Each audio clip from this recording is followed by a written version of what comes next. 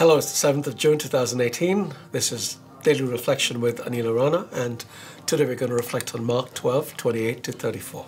Listen. One of the scribes came near and heard them disputing with one another, and seeing that Jesus answered them well, he asked him, "Which commandment is the first of all?" Jesus answered, "The first is, Hear, O Israel, the Lord our God, the Lord is one. You shall love the Lord your God with all your heart, with all your soul, with all your mind, and with all your strength. The second is this, you shall love your neighbor as yourself. There is no other commandment greater than these." Then the scribe said to him, "You are right, teacher. You have truly said that he is one, and beside him there is no other, and to love him with all the heart, and with all the understanding, and with all the strength, and to love one's neighbor as oneself. This is much more important than all whole burnt offerings and sacrifices." When Jesus saw that he had answered wisely, he said to him, "You are not far from the kingdom of God." After that, no one dared to ask him any question. The Gospel of the Lord. The greatest commandments are these: to love God with all our heart, with all our soul, with all our mind, and with all our strength, and to love our neighbor as we love ourselves. Now, if these are the greatest commandments, then what are the greatest sins? Not to love God and not to love our neighbor, right? That itself makes for some tremendous reflection, but I would like us to reflect upon something else today. Is it possible to love God with all our heart, soul, mind, and strength? In short, to love God with everything we have.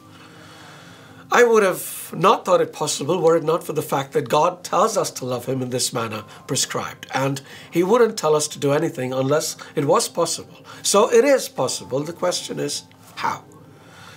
A few days ago, I spoke about a man called Brother Lawrence of the Resurrection. He served as a lay brother in a Carmelite monastery in Paris and is remembered for the intimacy he expressed concerning his relationship to God, as recorded in a book compiled after his death. This book, titled The Practice of the Presence of God, offers some good suggestions on how we can love God with all our being. It involves being in the presence of God at all times. Consider this. When you are in deep worship, how often do you find yourself tempted to sin? Seldom, I imagine. Why? Because you are deep in the presence of God. So what happens when we get out of that state? We return to the world with all its noise and temptation. But what if we could remain in the presence of God at all times? Brother Lawrence discovered that he could, and I have discovered that I can too, and it is truly amazing. It takes some practice to remain in the presence of God constantly, but with some patience and a lot of grace, which flows powerfully if you try to do this. It won't be long before you can achieve this.